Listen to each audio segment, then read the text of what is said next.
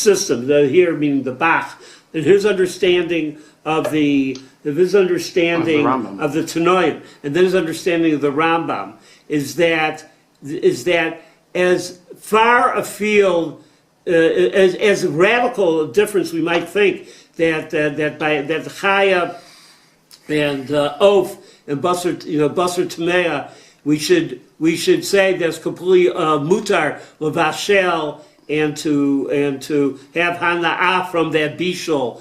You smooth it on your body or something like that, or you sell it to a goy, or you have some sort of hana'ah for it. He's refusing that. And he's saying is, in order to make it, make the whole thing smooth, it's still usher. Everything to do with it. It's still usher on a drabonim level. Even to cook it or hana'ah. Even to cook it. What he's doing is building a system in which Chaya, we can have the following way of smoothing things out. We can say, like Tosfot, everything is usher midyoraita. Or, well, what about Bishul? No. Even there. Everything's usher midyoraita, to Machaya Anof. Everything's usher midyoraita. Including Bishul, including hana'ah. And you have it smooth. Or you could say nothing, that there's a major distinct, the middle one, which where we started, which is maybe very well that these halachas are only for domesticated animals and not for sometimes gedi-like animals, gedi-shaped animals, and therefore not for chayanof. Not for them. Not for them. Or you could say is whether it's dioraita or whether it's drabanan, it's all the same halacha, which means being a machshir is going to be that much easier. Right. And so if you have to look at this also, I think, really is of trying to figure out what the real halacha is, but also this real halacha, trying to figure out how you build a system. If you learn the Rambam, not like the Bach, the Rambam will say, remind us that by Chaya and Oaf, he's very much like who? He's very much like Rabbi Akiva. And he would say they're out of the picture, except, no, we made a gezerah on the achila for that. Because we were afraid of people being that confused. Yeah. I don't see much of a system here. I just see somebody who's misconstruing the Rambam and trying to he clearly misreads the Rambam, and he's just trying to limit any possibilities and be as machmir as possible, and basically asser everything min haTorah as much as we can. I don't see any system here. I just think it's a violence to the Rambam and a way of excluding that opinion that would be matir. Getting hana'ah. No, I think wait. Go on, finish it up. I just think that the Bach clearly misreads the Rambam, and he seems to want to limit any space of heter here. Okay, now nothing. Just to defend. Oh, sorry. I think that what Rabbi Landis meant. My translator. He's here, so he can tell me if I'm right. Yeah. I think what he meant is that it's a system in the sense that it's a livable system. If we would tell people, well, you can have hana'ah from chaya if you cook with milk, but not if it's a behemoth. You tell these complicated rules, it would be a difficult system to live in. So coming up, because it's not complicated now. I don't. It would be that additionally complicated.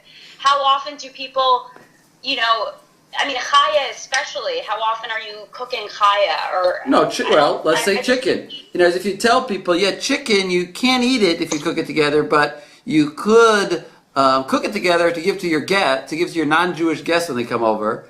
So it'll create a confusing kitchen. So what about the pot? Now I cook the chicken in the pot. Where do you see that in the Bach? No, I'm saying the Bach is saying that the chicken is going to be usher to cook. Where do you see him saying this is going to be confusing for people and it's an unsustainable system? Oh, I don't think the Bach is saying that. I just think that's what Rabbi Landis was saying. I think Rabbi Landis is saying that the net result of what the Bach is doing is to create a livable system. Maybe that's not his motivation. The net result result of the Bach is just to exclude any space for heter and any lenient approach, and just to write out the Rambam. I agree with you that he does seem to be misreading the Rambam. Pardon? I agree with you that he does seem to be forcing a unusual and a difficult and perhaps impossible reading into the Rambam. I agree with you. But I don't know what his motivation is. I don't know. But one possible thing is what we said. Another, maybe he's just a Machmir guy. I don't know. Okay, so any other comments? No, thank you for that. Any other comments?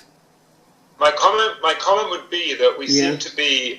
seem to be talking about venison or deer like it's some sort of outlier, but throughout Europe, the majority of what would have been considered chaya that would be permitted would have been in fact deer and venison. So it's not such an outlier that we should think it's a bizarre reference. It's actually, of all of the chayot that we might call it, it's actually fairly significant because it rules out a fairly significant part of the market. So take that to the next line. Therefore, the inclusion, do it either way. Therefore, So the inclusion of which is actually important because one might have thought it's not for those concrete thinkers that who don't understand that the Torah is referring to more than just Gedi, but actually we do want to make sure that people aren't going to be over an Issa D'Oraisa. okay. Well, Go ahead. Make your comment, Gila. I want to further what Samuel's saying and actually say that might be that might be what's encouraging the Bach, among others, because, for example, in the Rambam's time in Spain and Egypt, they're not eating those kinds of animals, actually, and certainly in Tanaitic times, those animals are not readily available in like the northern Palestinian diet. So I actually think Samuel's explanation might be the best explanation as to why the Bach so stridently tries to exclude that and misreads the Rambam. What you're adding to that is that these are now animals that have their presence is now they're more present than they were. I before. don't think that. I mean, I don't know much about it, but I don't think that. Deer is usually hunted. People, in order for it to be kosher, you'd have to trap it and then shecht it. And I don't know if there was available kosher deer, even if there was available non-kosher deer in Europe. Okay, Samuel, make a last point. I have to move from here. I will sum up not something. just that. It certainly would have been. There were certainly goyim to whom you could sell it and be nehenna from it. I know we're going off topic, but I only bring it up because there's someone called Menachem Butler who sends around PDFs every now and again, and once he sent around a PDF about deer in Jewish diet, and it seems more likely that it was in certainly rich Jews than it was not. So just that. Also, when I was in Kollel at Pardes, we learned a tshuva from, I believe, the 17th century about the question about whether actually Jews could be hunting because of whether they could be part of like the goyish fashionable activity of what you did in the countryside. But it's clear that there's trapping happening, and that hunting has a lot of baggage in Jewish religious culture that it was not allowed, and it seems like Jews going off hunting was religiously stigmatic. Thank you for that. This will be say right now. Right now, where we leave this, I'm on the ropes, evidently, regarding positing the Bach as creating a system. I had a good defense, a system a system that can be done can be done. It's positive on the other side that what the Bach is doing is a direction of Isur all the way through. I have certain responses to that, and we also have the notion right now, both on the Chetza, as it were, so to speak, that now these animals are more present, and then we also had the notion of individuals involved in this kind of procurement. I want to say the following, and that is, all it reminds me of right now is my brother Steve went away for the first time to a friend's house for Shabbos lunch. He came home, and we all said to him, "How was lunch?" And he says, "I could not eat any of the meat." I said, "Why?" She said, "It wasn't kosher." We were pretty shocked as a religious family. Sorry. My brother's usually pretty conservative about these assessments, even as a young boy. And I said, "How is that possible?" And he said to my parents, my brother Steve said, every time Annette, the name of the hostess, passed the platter, she says, "Will you have some more, dear?" So you can't be too careful, because you never know. People like you might think it was something else. Okay, now, I'm finishing this set of halachas. Now, we're going to come back to this set of halachas. When we began the shir today, I want to talk about two different types of things. I want to talk about what is meat and what is milk. And right now, we talked a lot about what is meat. I want to open up that conversation. I now ask, and they're present. Can you see me, Eitan and Chana? Can the rest of them see them? Yeah. Okay. Chana's last name is Landis. Some of you may know her. Eitan's last name is Gavson. He was in Shir a couple of years ago. He's a musmach for me and a couple of others. And and we were talking about milk, and now we're going to go to an extreme example of milk. And since we had this discussion over Pesach, not much else to do in Detroit, so we talked about Torah. First of all, do you have material for us? I sent it to everybody. Oh, everybody has it now? Everybody should check their email. I sent out the document from Eitan and Chana to everybody. It's in your email. It just came in the past half hour. Okay, hold on one second. I want to check myself.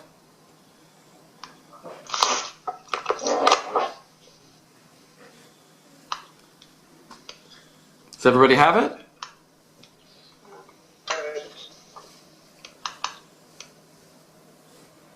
The what, when, why, and how of way? Is that it? Yes. Okay. Or mechalav mihu ze ve'ezehu. Not bad. Okay. I feel about as confused as Achashverosh did at the time.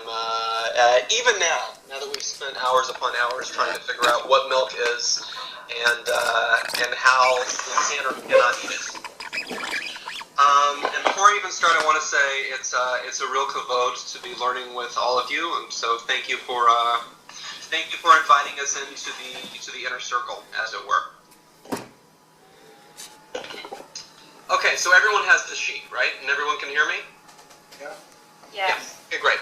Okay, so since I and Kana here both learned in Harevi Umarish Shiur a few years ago, we are familiar with the method of he or she who provides the sheet does not have to read through the entire sheet, and we should be allowed to pick on someone to start us off. So I'm not necessarily going to call names, but would there be anyone who would be willing to just read through Hebrew and then the translation of the Torah in the first column? You turn yours off. I have to turn this one on.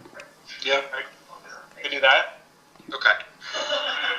Take it away. Just leave it.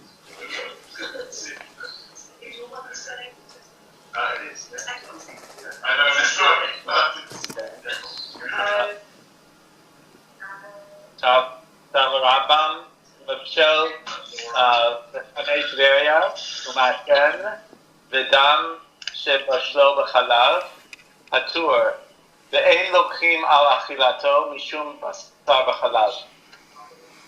Okay, so what does that mean? The Rambam says that if you cook using the hot waters of Tveria, which water that's naturally hot, but you didn't cook it, and somebody who smokes, and Like in a slow cooker, like one Isaac Landis, recently coming back from Detroit, had a carry-on. He of course forgot his various articles of clothing and some other things that might be more necessary. But he did remember to bring his Smoky Joe cooker on the plane with him as he carried him. Don't let that work. So it's this type of smoking. You're actually smoking the fish or the basar or whatever meat that we're talking about. Blood that is cooked with milk. Right.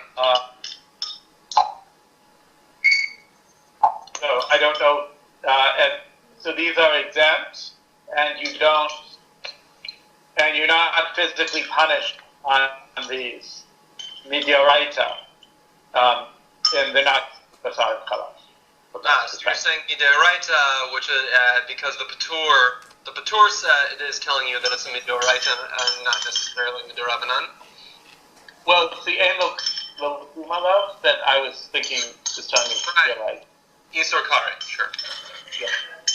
All right, I bolded Patur. We bolded Patur. We'll get back to what Patur actually is. Okay. Let's keep going. Hamavashel Shalil. המבשל שליל בחלב חייב, וכן אוכלנו, המבשל שלי, or... Okay, wait, so second section. So what does that mean? Hamavashel Shalil? I don't know what shalil is. It's a fetus. Yeah. So a shalil is a fetus. A fetus is not when it's inside the animal itself. It's not considered as a separate entity. Have various halachot which relates to human fetuses as well. It's not considered until the head is exited. It's not considered an entity in and of itself with the neshama. It's considered part of the mother animal. So It's just like the rest of the meat. It's just like the rest of the meat, exactly. Right. Or המבשל שלי, or גידין ועצמות, ועיקרי קרניים, וכפים הרכים. So somebody בחלב פטור, וכן האכלו פטור. So somebody who cooks a fetus or skin or... So in this case, this is a shilya. A shilya is different from shalil. A shilya would be a placenta, or the afterbirth. Okay. So somebody, the placenta, or the skin, or the tendon, or the bones, or the bone and marrow of horns, and the soft tissue. Soft tissue, with milk. Yeah, soft tissue or the hooves. Of the hooves, okay. With milk is exempt, and somebody who eats them would be exempt. Right. I guess my assumption is because they're not really meat. So what does the group think? That they're not meat in the food. Yeah, it's not guf. It's not guf abasar. Well, the rabbis don't consider it to be guf abasar.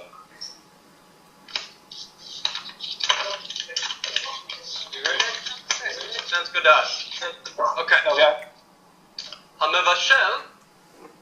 המבשל במי חלב, או בחלב מטה, או בחלב המיטה, או חלב זכר, somebody cooked in one. I don't know what you think so. Okay, I'm hearing a bit of an echo on this end. I don't know if anyone else is, but I am too. It's fine. Okay, so whoever cooks in. So everyone put their microphones off. Maybe Deborah. Maybe whoever this is. Yeah, whoever isn't speaking should probably go with mute. But we're good. We can still hear you.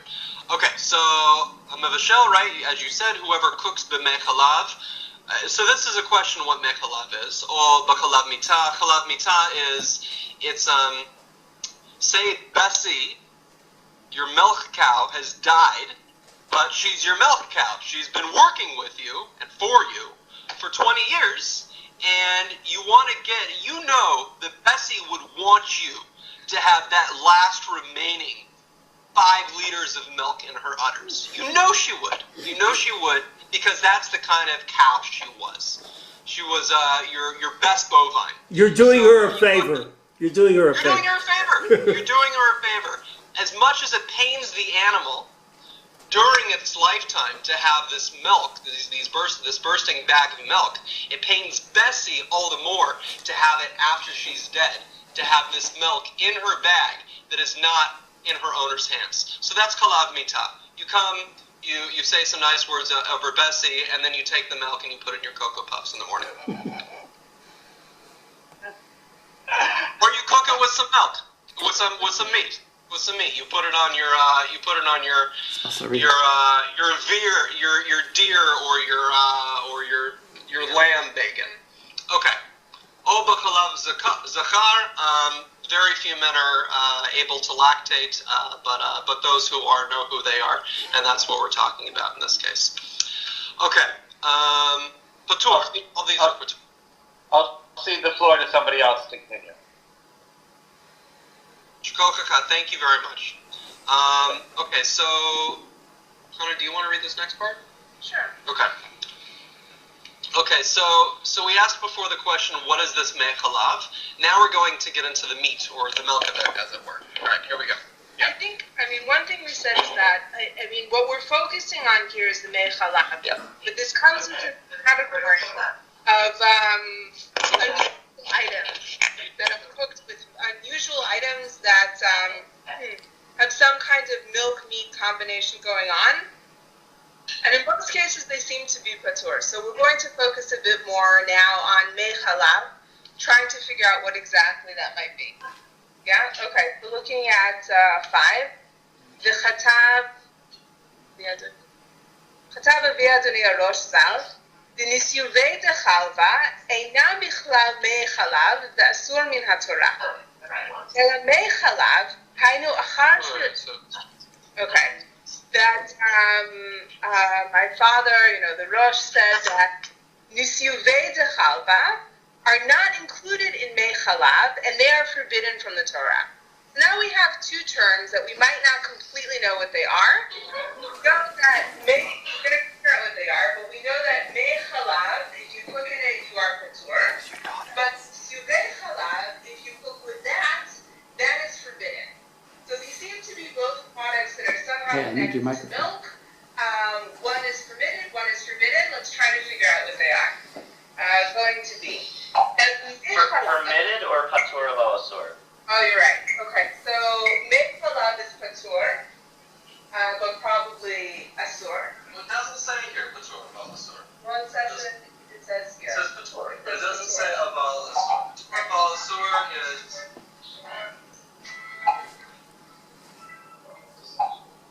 All right, should I put my speaker on? Considering how central using bones is to making a stock, that bones are allowed to be cooked in a milk base. Put your speaker off. Wait, so what's the question, considering that bones are... Right, so it says above, right, Put your speaker off. right, or So, is patur. It can't. It's not the case. I mean, this is like an inductive reasoning. It can't be the case with cooking bones in milk base. Speaker's pretty criminal. First of all, it doesn't say mutar. Patur generally means patur asur. It's a question. I'd say it's a question. If it doesn't specifically say patur aval asur, I question whether it is patur aval asur. That's the question that one of the questions that we end the shiur with, or that we plan to end the shiur with. So bringing it up ahead of time. It's mostly found not in Chulin. It's mostly found in Shabbat. One place in Moed Katan, one place in Sanhedrin, one place in Beit. Most of the part, it's not found so much in Chulin. And even in certain cases, while you have cases of patur or even mutar, but certainly patur in Chulin, it's certainly asur in other cases. we'll get to that. Well, I think the Ma'areket Shulchan brings that up in one of the Achronim. Okay, moving Thank you. Okay, so let's move on. Alright, so let's try to figure out the things a little bit. אלמי חלב, היינו אחר שתוציאו מן החלב כל האוכל, כגון לאחר שעשו כל הגבינה, מבשלים החלב, והאוכל צף מלמעלה, ולא נשאר בו אלא מים בעלמא, זהו הנקרא מי חלב. So here we get a definition of mei chalav. What is mei chalav? After we have removed from the chalav all of the food. And how is this done? That after we, No. you know, as we're making cheese, we cook the milk, and the food. I mean, like the milk, the curds, yes, float to the top, and what's left underneath is considered to be, and that water is called mei chalav. So once we've somehow kind of conducted this separation within the chalav between what they call the ochel and between the mayim be'alma, so you take the ochel out, you're left with this literally water of milk, and that seems to be, you know, if you cook with it, you are patur. That gives us the definition of mei chalav, but note that we still don't have the definition of dinisyuvei de chalva. So going back to A, we know, so now we know what mei chalav is. We still don't completely know what nisyuvei de chalva is, except that it's asur min haTorah. Can I interrupt? Yeah, interrupt. Wait, can I interrupt? Yeah, so we can skip C. C is useful if you want to go into more depth, but we're going to skip it for now and go to the Shulchan Aruch at the top of the left-hand column. Wait, can I interrupt for a second? Yes, please. I think I have a different way of reading what we just read. I think what it's saying. I think I have a different way of reading what you just said. I think it's talking about two steps. The first step, when it says, "Hainu achar she'hotzi min hachalav kol ha'ochel, kagon la'achar she'asu et kol ha'gvina." In other words, that's the way it is telling you how you get the food out. You make the gvina. In other words, you put in your starter, your lemon juice or your rennet or whatever it is. You cause the curdling to occur, and now you pour it through a net, and now you have all the solid part. Now you have a liquid part. That's the first step, and then it says that's kagon. That is kagon la'achar she'asat et hagvina, et kol hagvina.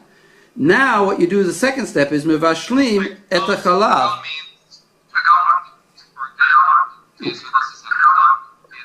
I can't hear you. Not the second step. He's saying kagon's not a second step. No, kagon is not a second step. Kagon is the first step. No, kagon is the first step. Hainu achar she'hotzi et kol hachalav kol ha'ochel. How do you do that? Kagon lachar she'asu kol hagvina. And then I'm stopping. And then I'm saying, Mivashlim et chalav. Now it's explaining how the second step. Mivashlim et chalav, va'ochel tzaf lamala, v'lo nishar bo ela mayim ba'alma. Zehu nikra mei chalav. In other words, that's the way I read it. I read it that after you've strained it out, then you do a second, then you boil it. And then you again remove stuff, and then what's left is the mei chalav. Is this Nahum who's speaking? Yeah, I mean, I probably... Yeah, hi. Nahum, I think you were reading the Torah through the lens of the Shach. I always do that. Oh! Is there any other way? That's the only way to do it. So take it your way, and then deal with Nachum's thing at the end, when you do the Can I shot. just make a comment? Sure, who is this? My name is Gila. Hi, Gila, nice. About the mei chalav and the question that you asked, what is mei chalav? It might be worth. I mean, it's something that occurs to me is that drinking milk as milk was actually not something that was so prevalent until really the modern period. And so, which is why, for example, the Mishnah already begins with gvina, not even talking about chalav, because the idea of drinking chalav would have been foreign to them, at least in the Greco-Roman period, because Greeks didn't really drink milk.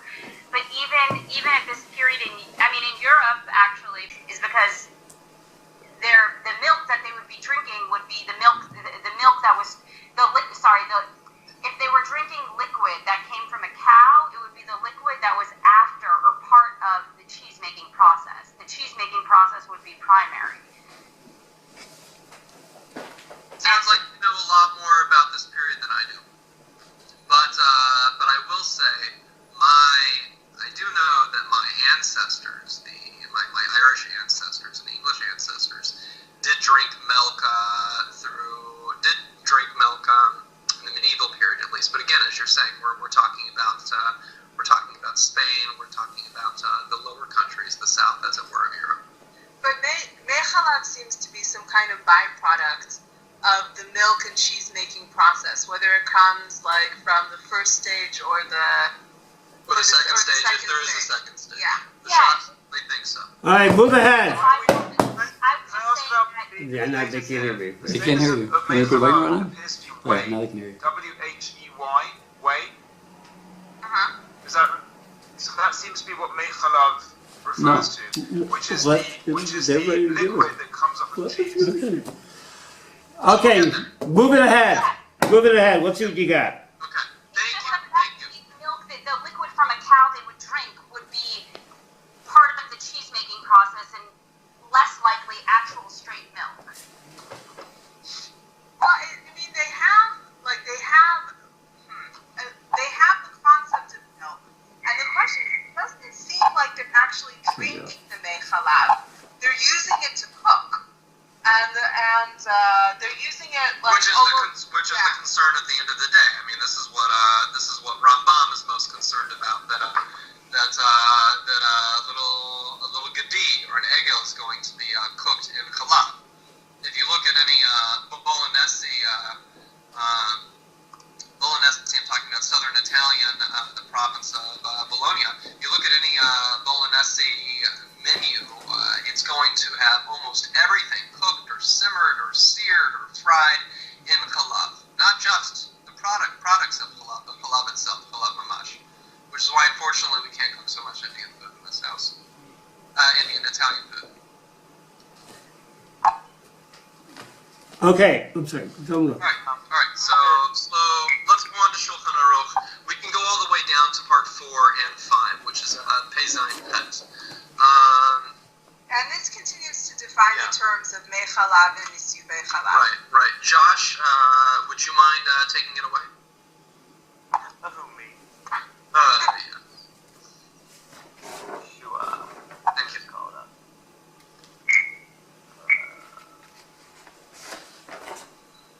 After she. Okay, you want to start with 4. Great. Yesh Misha Omer Desue de Chalva, Perush Chalav HaMismat Se Mikifa Onakbina, Einam Bichlal Mechalav, Yasor Minatora. Ella, Mechalav Hainu Achar Sheosin Akbinas, Mivashlim HaMisube, Va'ochel Tzaf Milamala, Below Nishar, Bo Elamayim Ba'alma, Zeho Higram Mechalav. So there are those Desue de Chalva, whatever that is. Which he says which means milk that is sloughed off from the resultant liquid that from the cheese making process is not within mechalav, and thus it is strictly forbidden according to the Torah. Rather, mechalav, whatever that is after it is the leftovers from making cheese. Mivashlim HaNasube. I'm not sure what Nasube actually even means. I was confused. That's about right. that. We looked up. We'll translate. Getting there. Great. Okay. So you cook out the Nasube, and you eat what you skim off the top. And there's only this thin, clear liquid, which they're calling wine ba'alma, and this is mechalav. Okay, great. Thank you. So this sounds like someone is Operating a drill. There's a metal shop class in someone's back. Yeah, they're off. Okay, how do you distinguish between and distill Nasiuve de Chalva and Mechalav? So that is our question, at least it's my question. Yeah, what is the difference between these two Seems to be my terms? That one, as we said, patur, and the other one is asur. Okay, so this is our question. Going to the second page, defining and distinguishing. We're going to start with that before we get to distilling. Okay, so chalav. So if you look at a biblical, Talmudic, medieval definition of chalav, and by that I mean going to the Jastrow dictionary and looking it up there, it'll say simply secretion or milk. Fine, simple enough. Milk, we should know what milk is, but let's see what a modern definition is as well. This is from the Evan Shoshan, the Milon Evan Shoshan, the latest volume put out by the Hebrew, I believe. This is where we got it at least. Okay, so chalav. Read it. Sure.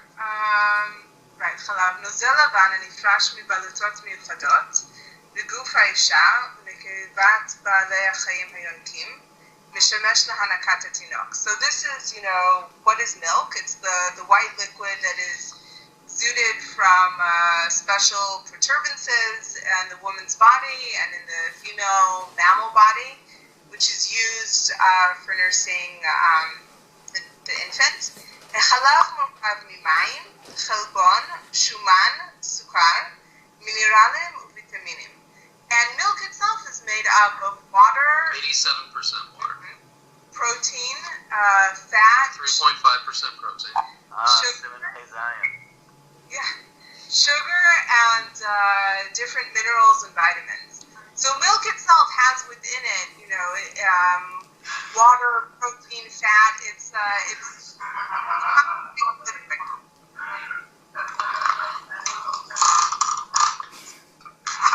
This is Okay, so Gary. grammatically, we can pretty quickly figure out grammatically what mechalav then must be. Grammatically, you look at smichot, the construct itself of the two words, and it would be what? What would someone say that mechalav must therefore mean? Waters of milk. Right, the waters of milk. Right, it's the 87% of water that comes from the milk. that has somehow been separated from everything else, from the protein and the fat and the sugar. Right. We've managed to create this separation. Right. So now we need to figure out how the sources define mechalav. We've got Tur, which we've done. We go back up Lamala. He says that mechalav is what? Hayinu achar sheotzi'o min hachalav, or hechalav. Kol ha'ochel. That is, mechalav is what has been removed from the milk itself. After all the ochel mamash, the food itself has been removed from the milk. We call it the cheese. Then what you have left is chalav. Is mechalav. Is mechalav, thank you. What you have left is mechalav. Okay. So the Shulchan Aruch says mechalav hainu achar she'osim gavinot. Okay, basically it's different wording, but relatively the same thing. It seems the same description. And when in the cheese making process, you remove the ochel. The ochel comes out of the chalav. What you're left with is mechalav. This is what is saf lamala. It's it floats to the top. Anyone who's ever made cheese at home will see that it's that this is what's going on. Okay. Can I just ask a clarifying question? Yes. Sure. Or rather, where do we first see the phrase mechalav? I think we first see it. I think we first see mechalav here. Let's go down to C. This is where I first found mechalav. It's in Chulin Kuf Yud Daled Aleph. It says Hamed Lashel. Would you mind reading, Hila? Sure. Where? This is second page. mechalav. Okay, cool. And מבשל במחלב כדור, דם שבישלו בחלב כדור, העצבות, הגידים והקרנים והצלפים שבישלם בחלב כדור. הפיגול והנותר והטמא שבישלם בחלב חייב. Okay. Translation. So, mechalav is patur, dam is patur, bones and sinews and horns in chalav are patur, but pigul and notar and tamei meat in chalav is chayav. Right. So this is the first place we say mechalav, but of course it's not defined.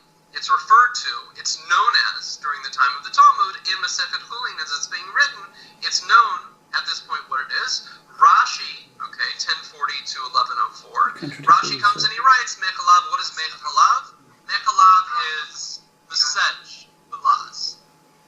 Rabbi Adin Steinsaltz gives an explanation of what Mesej or Meswe is. He says it's Min HaTzarfatitz Ha'atika. It's from the Old French, message, Mesej, Me'gavina, Nasyuve Hechalav. Doesn't help. Which is terrible. Yeah, this is the point where this is where Eitan and I started asking a lot of questions, because everything that we've said before seems to be a distinction between Mei Chalav and Nisyuva Chalav. In the Rishonim that we're looking at. Yeah, and here Rav Steindl is defining one as the other. He's using both to mean the same thing. Well, they're both true. And I want to point out that there's a conflation of terms. Yeah. And the question is whether it's Steinsaltz who's conflating the terms or whether it's Rashi who's conflating the terms. A lot of Rashi's loazit is lost to us. I mean, it's lost to the French. They don't have it. Actually, they helped research Old French by looking, a lot of secular studies, by looking at loazit Rashi.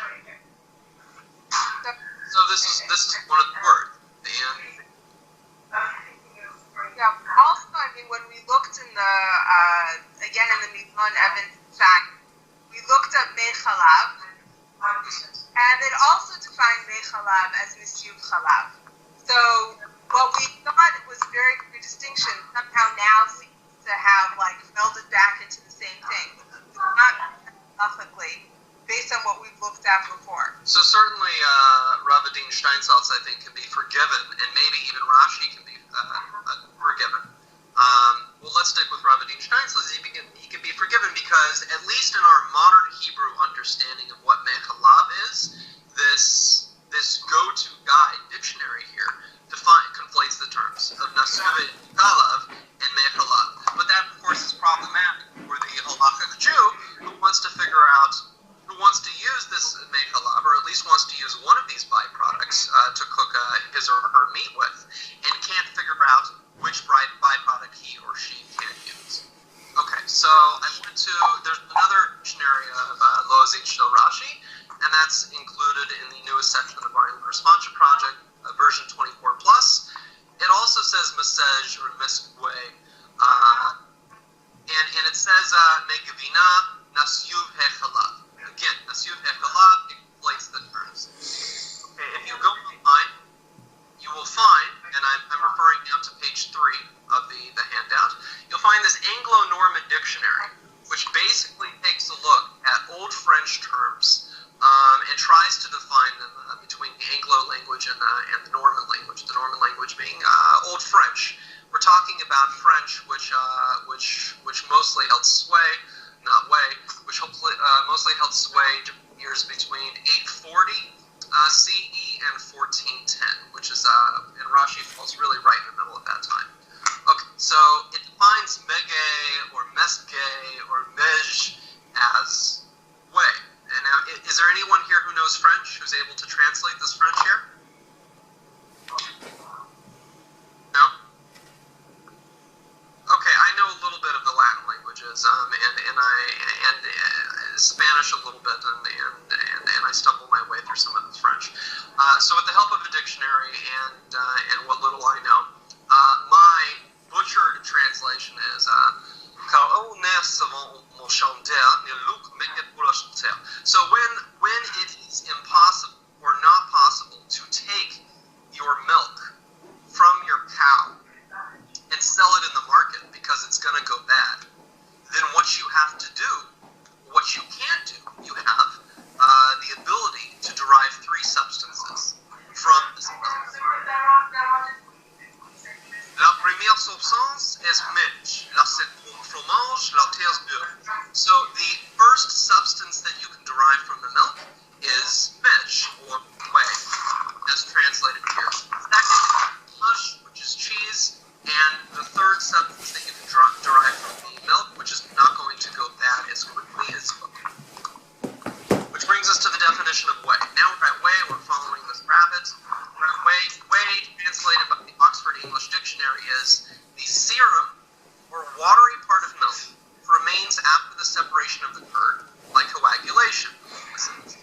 manufactured cheese. Some of them pretty fetid, some of them with who said that, but thank you very much. It's after you remove the curds, you have what's left as the whey. Now, what is a serum? Also Oxford English Dictionary. It's a watery animal fluid. You've done it on your own, or because of decay and decomposition, it's come out by itself, which separates after the coagulation of the curds. And if you look at the 17th century Latin definition of serum, the Latin definition of serum is a whey. Okay, so you've got these terms referring back to each other. But then do we then say that mei chalav is whey because that's what's left over? That's what I'm saying Yeah. so far. Okay, but we're still left with the confusion of what is mei chalav, frankly, and what is nisyuvei chalav. Are they two separate things, which is what the Shulchan Aruch seems to say, or thanks to Rav Steinsaltz and the Milad Eben Shulchan, which defines them in terms of each other, are they actually the same thing? If they're the same thing, we have a real halachic problem because one is patur and one is asur. So there must be some difference between them. And the question is, like, where did this confusion start? That they're suddenly defined as the same thing. Right. Just to recap one more time. And before I recap, the sev, by the way, in case you're curious, point 3, the sev corresponds to the Hebrew, the biblical Hebrew of Nasa. So if we're talking about Yuve Dechalva, we're talking about Chalav, which has been lifted up, carried up by some sort of process. Okay, so back where we started. The Talmud, we find it's the name. It's what led. we don't find Nasyuve Dechalva, we find Mei Chalav. At Rashi's time, 1040 to 1104, he may or may not be referring to Nasyuve Dechalv, but certainly by the time of the Torah, 1270 to 1340, and Rabbi Yosef Karo, 1488 to 1575, there are these two terms in the vernacular. You've got the Mei Chalav, all the way back from the Talmud, the original term, and you've got the Nasyuve Dechalva, which seems to be a new term at this point. If I had to bet, I would say that it came around during this time, by 1270.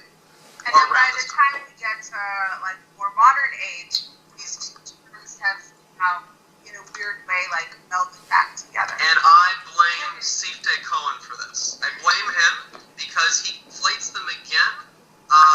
He conflates them and he separates them and then he conflates them again.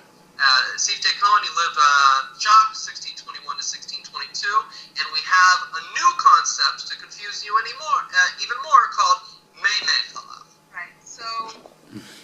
Name it. Can I ask a question? Sure. Please. I think all this etymology that you're doing is great. I'm just wondering if there's anything out there that could help us understand what Mei Chalav would have actually been in northern Palestine in the 1st and 2nd century.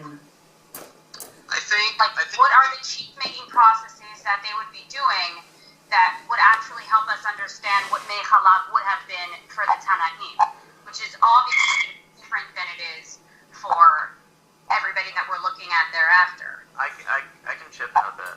I've made some cheese in my time. My brother was making cheese professionally for a bit, so I actually called him on this, and I was like asking about this. He was also a bit confused in terms of what there would be other than curds and whey. Namely, the question isn't.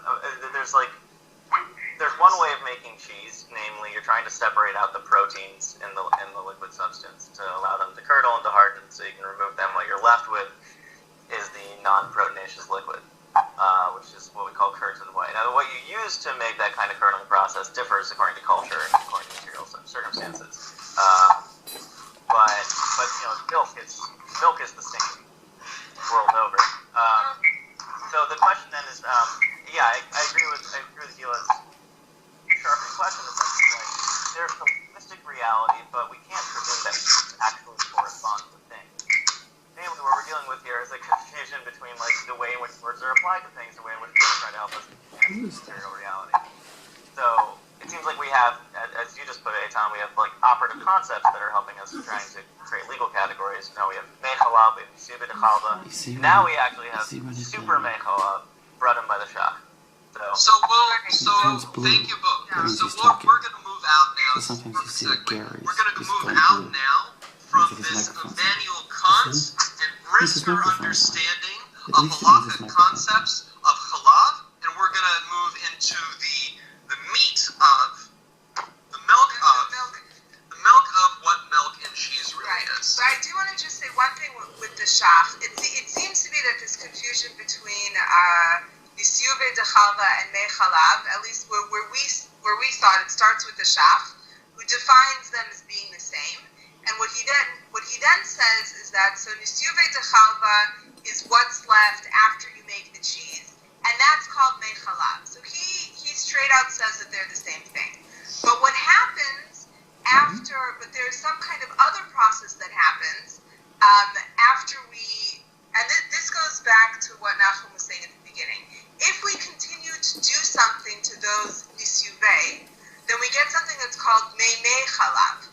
So mei chalav is water of the milk, and mei chalav is watery milk. It's something that seems to have a bit more milk in it. Right. So I think this is where you want to talk about like where these terms became the same.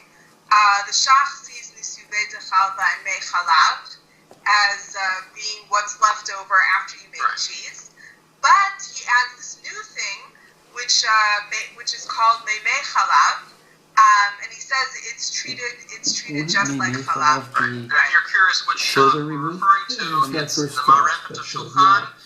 He puts it as Kaf Gimel, the Seif Katan Kaf Gimel and Pei Zayin, of course. But the actual shach, it starts at Kaf Gimel, but it goes through Kaf Dalet and Kaf Hey, if you're looking in the original. Okay, so we have a great Acharon by the name of Harold McGee, who wrote a book called On Food and Cooking: The Science and Lore of the Kitchen. And we think that this answers a lot of questions about cheese. So to answer the question, Gila, about like what kind of cheese did they have, during Talmudic times or back then, cheese is a very, very, very ancient product. Not just the regular soft cheeses that we know, but also hard cheeses. We know that in Roman times, they were already bringing in hard cheeses from the areas that are now France. And Pliny, I think, writes about all the different varieties of cheeses. So it's not. These types of cheeses are known. It's not a late invention. Hard cheeses, soft cheeses, cheeses that can be shipped from hundreds of miles away and arrive perfectly fresh is something that is known in the civilized world at that time. And I think we can assume that that's also known by the rabbis. But it turns out that there are quite a few stages in making the cheese. So the first stage, I think we know, you take the milk, you add whatever you do, you add the rennet, you add what you want, whatever product you're using to. Well, it could be rennet. I mean, it's whatever actually causes coagulation. But you have to bring the milk up to a boil, or actually not a boil, because if you bring it to a boil, you destroy the proteins in the milk. You actually have to bring it up to about, if where you are, if you're at sea level, the milk is mostly water, 87%, and it boils at around 212 degrees Fahrenheit, or 100 degrees Celsius. Let's stick with 100 degrees Celsius. So it's boiling at 100 degrees Celsius. You don't want it to boil because you destroy the milk. So you bring it up to about 90, 95 degrees Celsius. Once you're there, you put in this coagulating agent. This coagulating agent, the serum, is going to cause coagulation. It can be vinegar, it can be lemon juice, it can be lots of salt, but originally it was rennet. If you're vegetarian, or if you're Jewish, often it's going to not be rennet. It's going to be something called microbial rennet, which is basically it's the enzyme that we know as rennet and produced basically in a laboratory. Yeah. So So that's the first stage. We separate the curds from that whey. And this is where we found Harold McGee to be very helpful. What then happens to the curds? We now have these soft curds. How do these curds turn into hard cheese? I don't know if anyone else knows this. For us, this was a real revelation. So looking at draining, shaping, and salting the curds. The curds can be drained of their whey in several ways, depending on how much moisture the cheesemaker wants to remove from the curd. For some soft cheeses, the whole curd is carefully ladled into molds and allowed to drain by force of gravity alone for many hours. And this initial draining of the cheese, we thought of as mei chalav. Also, according to the Shach, that's nisyuv chalav. It's the initial draining that comes out from the cheese, and that's when the cheese stays like the soft cheese that we know, ricotta, things like that. For firmer cheeses, the curd is pre-cut into pieces to provide more surface area from which the whey can drain or be actively pressed. The cut curd of large hard cheeses may also be cooked in its way to 135 degrees Fahrenheit, a temperature that not only expels whey from the curd particles, but also affects bacteria and enzymes and encourages flavor-producing chemical reactions amongst the milk components. So you can leave that cheese alone, but if you want to make that soft cheese into hard cheese, you have to get more moisture out of it. And the way to get more moisture out of it is that after it is drained, you keep cooking it at a much higher temperature. And in my opinion, that second cooking, that is the mei chalav. What you have coming out from at that point, it's liquid that's coming out from cheese. It's not necessarily liquid that's coming out from the milk. So according to the Shach, it's mei chalav. According to everyone else, it's the nasyuv chalav. Right. So this is where the distinction is. The Shach calls this mei chalav, says it's asur. And the Shulchan Aruch calls this the nisyuv, and the Torah calls it the nisyuv chalav, and they also say it's asur. I think it's much clearer why it's asur. We say that this is liquid that's coming from something that we have already called cheese, and it's continuing to cook up. Right. It has a lot more potency in it. You can really taste the top of the cheese itself. Yeah. And once the curd pieces are placed in the mold that gives the cheese its final shape, they may be pressed to squeeze out yet more moisture. And the last paragraph here says, the cheesemaker always adds salt to the new cheese, either by mixing dry salt with the curd pieces or by applying dry salt or brine. The salt provides more than its own taste. Skipping a little, it draws moisture out of the curds, firms the protein structure, slows the growth of ripening microbes. Basically, there are all these stages that after we've taken something that is already recognizable as cheese, we can do all these further things to it to keep getting the water out. What is sweat? That I think is the definition of mei chalav, and that's why Mei chalav for the Shach, and nasyuv chalav for everyone. Yeah, and that's why that's forbidden. What's sweat? Sweated cheese. The sweat?